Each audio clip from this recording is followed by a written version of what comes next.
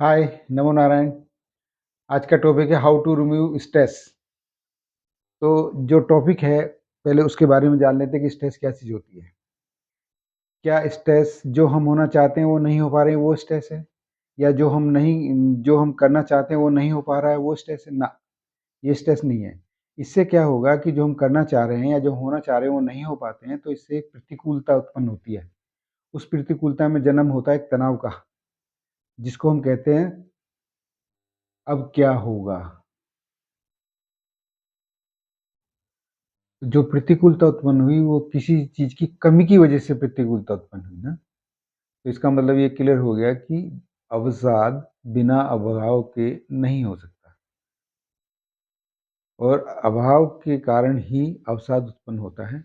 और किसी भी व्यक्ति को किसी भी कारण से टेंशन हो सकती है। अवसाद के लक्षण क्या होते हैं? पेशानी पे पसीना आना, गैस का बनना, बार बार सोच के लिए जाना, और कुल मिलाकर जो आपकी कार्य क्षमता है उस पर असर पड़ना। और यदि टेंशन हद से ज़्यादा बढ़ जाए तो आपका वर्तमान का जीवन खत्म हो जाता है। कभी-कभी टेंशन में इतनी बेचैनी होती है, इतनी घुटन होती है कि रोने से भी सुकून नहीं मिलता है। तो कैसे सुकून मिलेगा? वैचारिक परिवर्तन से। टेंशन से गुजरने वाला व्यक्ति यदि 3 स्टेप समझे, ना भी समझे तो उसे 3 स्टेप से गुजरना ही पड़ता है। पहला स्टेप है चमत्कार। अब चमत्कार की आवश्यकता क्यों पड़ती है? चमत्कार की आवश्यकता इसलिए पड़ती है कि जो हम करना चाह रहे हैं वो है हमारी क्षमता से बाहर है। ये वो हमारी क्षमता के अंदर नहीं आता है, या हम उसे करने में असक्षम हैं। चमत्कार का मतलब ये है कि जो हमारी रिक्वायरमेंट है वो एकदम से पूरी हो जाए किसी कारण से। चलो चमत्कार को एलोबरेट करते हैं। यदि कोई व्यक्ति फाइनेंशियल क्राइसिस से गुजर रहा है और उसकी रिक्वायरमेंट पूरी नहीं हो पा रही है, तो वो व्यक्ति यदि रास्ते में भी कहीं जा रहा हो तो आंखें फाड़-फाड़ के देखता है कि कहीं से कुछ धन मिल जाए, कहीं से कुछ पा जाए ताकि मेरी रिक्वायरमेंट पूरी हो जाए। फाइनेंशियल क्राइसिस में आदमी का सोचने का नज़रिया भी बदल जाता है। चलो इसको भी समझते हैं। अपन लोगों ने सबने देखा होगा, एक पिक्चर आई थी जुदाई, अनिल कपूर की। उस जुदाई पिक्चर में क्या होता है कि जो उसकी वाइफ़ होती है श्रीदेवी, लोभवश वो अपने पति को 2 करोड़ में उर्मिला मातोंडकर को बेच देती है। तो आदमी ऐसा भी सोचता है, यार मेरे मुझे भी कोई खरीद ले, मैं भी 2 करोड़ में बिक जाऊँ तो मेरी अपनी रिक्वायरमेंट पूरी हो जाए। क्या इस तरह का चमत्कार संभव है? नहीं, इस तरह का चमत्कार संभव हो ही नहीं सकता। संभव चमत्कार किस तरह से होगा? प्रतिपल, वो भी कर्म करके, क्योंकि कर्म ही एक ऐसी चीज़ है जो प्रतिपल फल देता है। महाभारत के युद्ध में भगवान श्री कृष्ण भी अर्जुन को कर्म के बारे में उपदेश देते हैं कि हे पार्थ, इस तीनों लोक में मेरे लिए कुछ भी करना आवश्यक नहीं है, और तीनों लोक में ऐसा भी कुछ नहीं है जो मैं चाहूँ वो हो ना सके, लेकिन मैं तुम्हारे सामने फिर भी कर्म कर रहा हूँ। कर्म करना मनुष्य के लिए इसलिए भी आवश्यक है, बिना कर्म के मानव जीवन अधूरा होता है। चलो यहाँ तक तो समझ में आया कि आदमी को चमत्कार कर्म के द्वारा ही प्राप्त हो सकता है, वो भी प्रतिपल, यदि वो कर्म करे। आदमी को कर्म वही करना चाहिए जो नैतिक हो और जिसको करने में उसे रस आए, आनंद आए। अब दूसरा स्टेप आता है कि मुझे कुछ हो जाएगा, मतलब डर उत्पन्न होता है। अब डर किस वजह से होता है? डर 2 कारण से उत्पन्न होता है। एक तो हम जो चाह रहे हैं वो ना मिले, या जो हमारे पास हो वो खो ना जाए।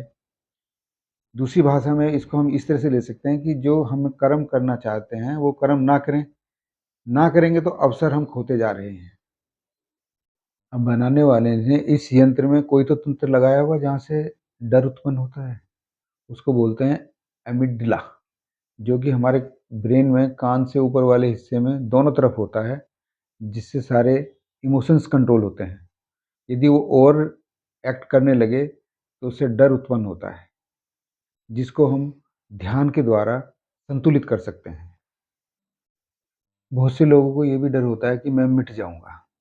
इस बारे में भगवान महादेवी जी से कहते हैं, जब महादेवी इनसे पूछती हैं कि क्या मृत्यु सबकी आती है? तो भगवान कहते हैं, इस लोक में, इस जगत में 2 ही को मृत्यु नहीं आती है, एक तो स्वयं मौत को और एक मुझे। मैं ही अनादि और अनंत हूँ। मौत वाली बात को हम जीते जी ध्यान के द्वारा समझ सकते हैं। जैसे-जैसे हम ध्यान में उतरेंगे, वैसे-वैसे हमें पता चल जाएगा कि मैं अलग हूँ और शरीर अलग है। तो फिर मौत वाली घटना घटेगी ही नहीं। मौत वाली जो घटना घटेगी वो शरीर के साथ घटेगी, नहीं कि तुम्हारे साथ घटेगी। अब तीसरा स्टेप आता है हीलिंग का। हीलिंग को समझने के लिए हम सबसे पहले सोचते हैं एंटी वेनम। एंटी वेनम क्या चीज़ होती है? साँप के ज़हर को घोड़े के अंदर इंजेक्ट किया जाता है बार-बार, जिससे घोड़ा की नसों में एंटी वेनम बनने लगता है, जो कि साँप के काँटे का इलाज करने के काम आता है। ठीक इसी प्रकार यदि पानी को पानी के ऊपर तैरना हो, तो पानी को भी बर्फ़ का रूप लेना पड़ता है, तभी वो पानी के ऊपर तैरता है। उसी तरह से हम अपने विचारों को अपने विचारों के द्वारा ही हील कर सकते हैं। अभी तक जो हमने 3 स्टेप समझे हैं, इनको करने के लिए हमें 3 चीज़ों की और आवश्यकता पड़ेगी। नंबर 1 बोध, नंबर 2 परिवर्तन, नंबर 3 कर्म। अब बोध को समझते हैं। बोध का मतलब है चिंतन। बोध पैदा होगा चिंतन से। चिंतन ही एक ऐसी चीज़ है जो आपको एक व्यवस्था प्रदान करती है। जब बोध से हमें व्यवस्था प्रदान होगी, तो उसके बाद नंबर आता है परिवर्तन का। और परिवर्तन ही एक ऐसी चीज़ है जो सदियों से होती आ रही है और सदियों तक होती रहेगी। परिवर्तन जो करना है, पुराने को ठीक करने के लिए नहीं करना, परिवर्तन करना है नए आयाम बनाने के लिए। जब नया आयाम बना लिया तो उस आयाम को अब कर्म भूमि का क्षेत्र देना चाहिए, ताकि उसके ऊपर कर्म सुचारू रूप से किया जा सके। अब सबसे बड़ी विडंबना, ये सब करेगा कौन?